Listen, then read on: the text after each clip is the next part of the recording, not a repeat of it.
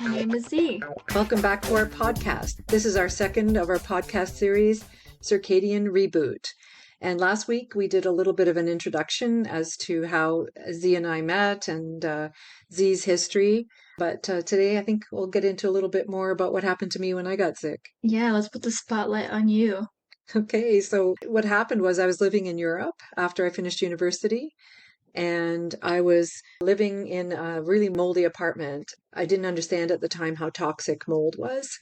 And so my immune system just completely collapsed. And I ended up in the hospital with a serious strep infection and stayed sick for many, many years thereafter. I want to talk about more of your mold exposure and what you did, what helped you heal, you can say. Well, that's a loaded question. You see, when I was trying to get well, I did a lot of things wrong, things that either didn't work or actually made me a lot sicker. And that's why I want to do this podcast, is I want to make people's healing journeys a lot more simple and a lot more cost effective. That being said, going back to your question, one of the things that I found to be quite helpful was taking binders.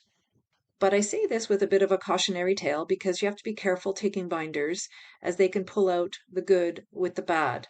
But I think that they're especially important for anybody who's been exposed to mold because the binders will help pull out the very toxic mycotoxins that are being produced in your gut by colonized mold.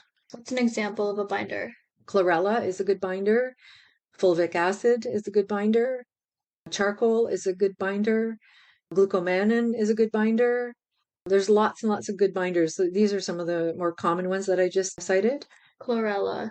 Chlorella. It also works for your mitochondria. Yeah. There's some research that says it's very helpful for your mitochondria as well. So chlorella might even give you a little bit of an energy boost as well. But going back to my mold story, the mold in my case was very evident. It was growing all over the walls in the apartment I was living in London, England. It was growing in my clothing. It was very visible. It was very obvious that there was a connection between my getting sick and the mold exposure. But in many cases, it's not so evident. In fact, the mold can be invisible. You can't see it anywhere. It's hidden under floorboards, for example. And other times, there's a really strong mildewy odor, and that mildewy odor is really, really toxic. Now, I know this may sound extreme, but if you are currently exposed to mold, I would encourage you to move out and find a safer place to live. If you cannot move, then you need to find ways to remediate that mold. And remediation can get extremely costly, and it's uncertain as to whether or not it will actually work. I can't emphasize enough how toxic these mycotoxins are. They can cause a host of debilitating chronic symptoms, including inflammation, pain, fatigue, anxiety, insomnia, hormonal imbalances, you name it. So never underestimate the terrible effects of mold. And this mold exposure doesn't have to be current mold exposure. It could be mold exposure from your past. So if you can think back to when you were a child and you may have played in the basement and you may have noticed that mildewy smell, or you may have seen mold growing, then you move from that house and years later you find yourself sick with fatigue, depression, anxiety, inflammation, pain. Please don't forget that mold that you were exposed to when you were a child, as it could be contributing to your symptoms today. It seems implausible, but it's very much a big deal. And I think a lot of people who are prone to things like strep throat or flu or pneumonia, I think my suspicion anyway, is that a lot of these people in their past have been exposed to a lot of mold. And so they're more prone to infection. How was your sleep after however long you were exposed to mold? Well, sleep was really terrible for many, many years. I basically would go days and days and days with no sleep at all. I would lie awake in bed for hours and hours and hours. And if I did fall asleep, it might have been, I'd fall asleep at like 4 or 5 o'clock in the morning. I'd sleep intermittently and maybe get out of bed at 12 or 2 o'clock in the afternoon or something along that line. But most of the time I was in bed, I was awake. So it's horrible. One of the things that I know is that when you're lying awake in bed all that time, you're not really supposed to technically stay in bed. You're supposed to get out of bed and you're supposed to do something. And I couldn't do that because it was just, you're just waiting after the next breath. Are you going to fall asleep? Because you're going to grab 5 minutes of sleep here, 5 minutes of sleep there. So you don't want to get out of bed. But what that does is it creates an imprint in your brain that going to bed is almost like a traumatic experience for you, because you're lying awake there and you're just thinking horrible thoughts all night long, and you're getting more and more and more frustrated. But if you are a sleep hygiene purist, they would say, get out of bed, go and do something, whether you're reading a book or you're watching TV, but you've got to not lie there. And the problem with doing that, of course, especially where screens are concerned, whether it's television or your laptop, is that the light from the screen could interfere with your sleep even more. But in my case, the trigger was mold. I know that the toxic lighting was a factor. I may not have been using laptops or cell phones back then. They really didn't exist. But I certainly had to watch TV to keep my sanity. Essentially, TV became my best friend.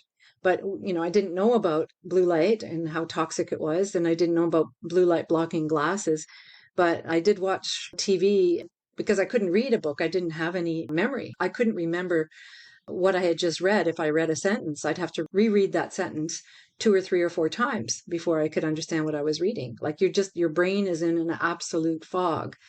So breathing in mold and the mold mycotoxins creates quite a vicious cycle.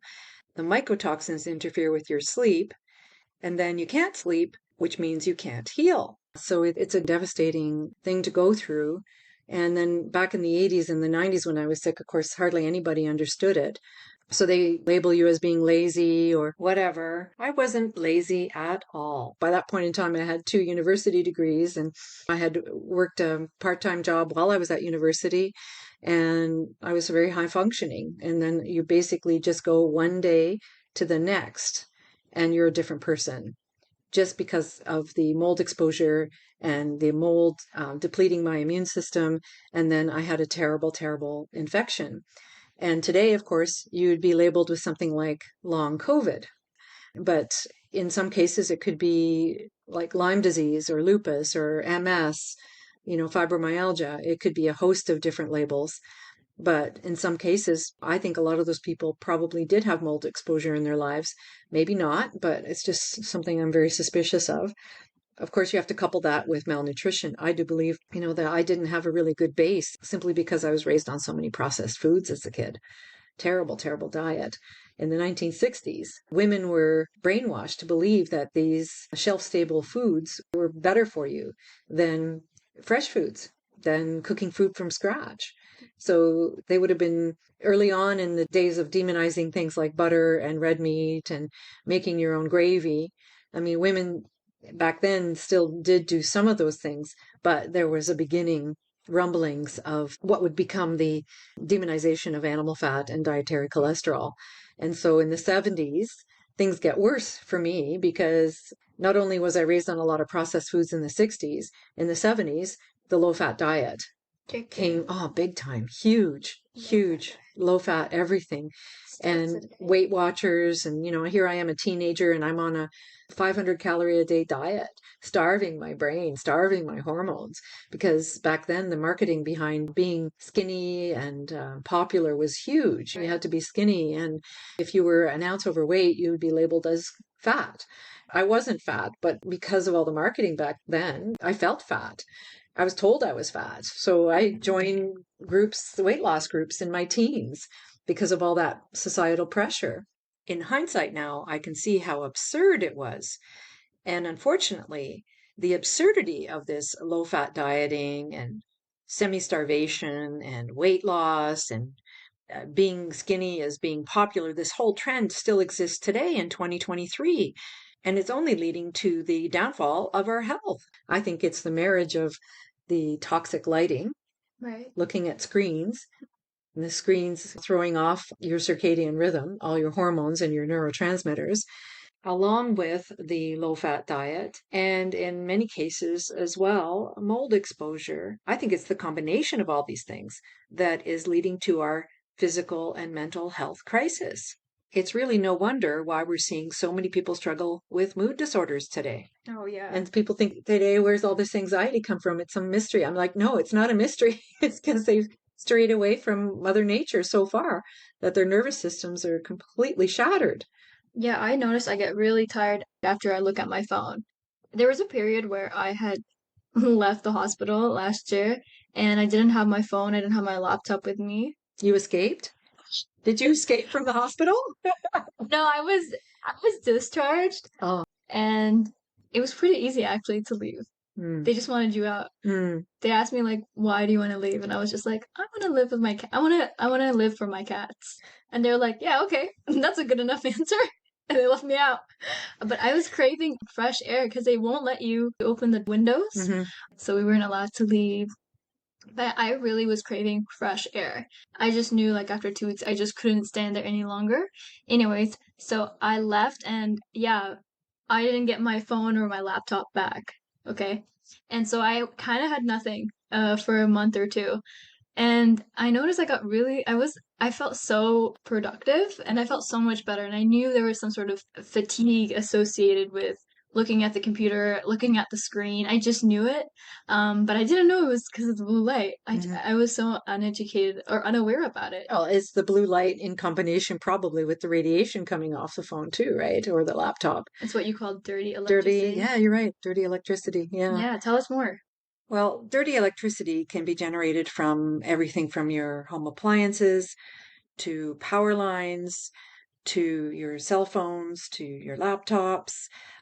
We can be bombarded by this dirty electricity all day long.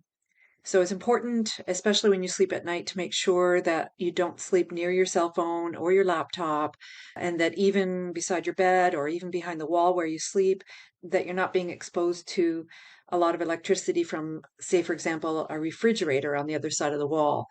So it's important to do certain things to minimize your exposure. So I think it's a combination of the blue light coming from screens, be it your cell phone, your laptop, or your television, or your lights, combined with the dirty electricity.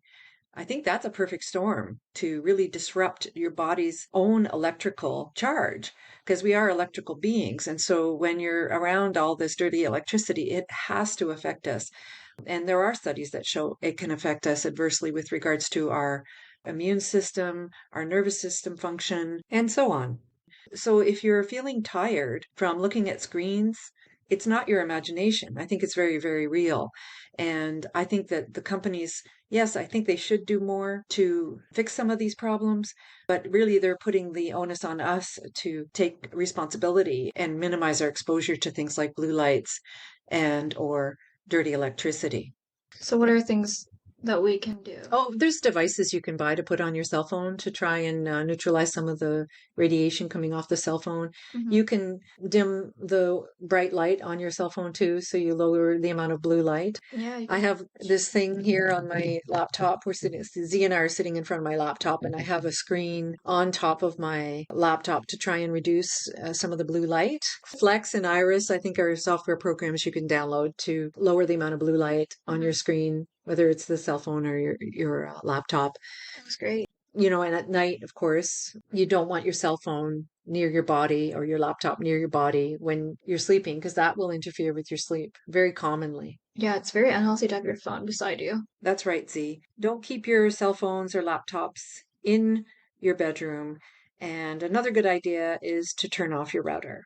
Now, if you have an alarm clock beside your bed, if you have electricity plugged in, like a light or something like that beside your bed, there's special plugs that you can buy to try and lower any kind of stray electricity that could be coming from that. Okay. Or there's even Faraday sheets you can buy. You can buy them on Amazon. What is that? Well, it's a sheet. It's almost metallic, almost looks gold, and you can put that as a cover. So while you're sleeping, you can try to offset some of the EMFs, as they're called. I have a Faraday sheet for my bed, but it's only covering, like, it's not covering my whole body. So I don't know how effective it is, really. I really don't know, but I'm just, you got to try every little thing that seems practical. I'm not going to cover my walls with aluminum. You know, some people go that far. At any rate, one of the reasons why it's important to offset the dirty electricity is because it can actually make your mold problems much, much worse. Essentially, what you have to do is make your bedroom as healing as possible so that you can sleep well at night. And if you can sleep well at night, then you have a better chance of allowing your body to heal. Unfortunately, we don't have a lot of time left here, but in a nutshell, what I can say is that for me to get well, I had to do a lot of things. I had to eat a whole foods diet. I had to extensively study the work of Dr. Weston A. Price. I've taken various supplements, including binders. I've reduced my exposure to dirty electricity. I wear blue light blocking glasses. I do castor oil packs. I do liver gallbladder flushes. I do coffee enemas. I've done mineral balancing. And now to help fine tune things, especially now that I'm entering my senior years, I'm grateful that I'm now learning the work of Dr. Jack Kruse. All of these things have contributed to my improved health. As we get into more detail on these subjects in upcoming podcasts, what I like to do is distill information down to the lowest common denominator so that you don't become overwhelmed. There's a lot of information to share with you, and it's a lot of exciting new information, but I think it's going to help speed up your healing process and keep your costs down. Where the work of Jack Kruse is concerned and rebooting your circadian rhythm, I think you need to have that as your baseline in terms of getting well. Secondarily, after you've gotten into a good routine with your sky gazing, wearing blue light blockers, etc., things we talked about on the last show, I think then you start to bring in the occasional binder here and there. Because if you just start off taking binders and you're not doing the sky gazing, the blue light blocking, minimizing the bright lights at night and so on, even the cold therapy for that matter, I think you're going to do yourself a disservice. So don't go running out and buying supplements until you have a good routine with your circadian protocol. Otherwise, I think you're going to waste your money. So that's it for today. Thank you for tuning in again. Thanks so much, Z. We'll be back again soon. Everybody take care. Thank you for taking your valuable time to join us today. The information provided on my website, community forum, and podcast is intended for informational purposes only and should not be construed as medical advice.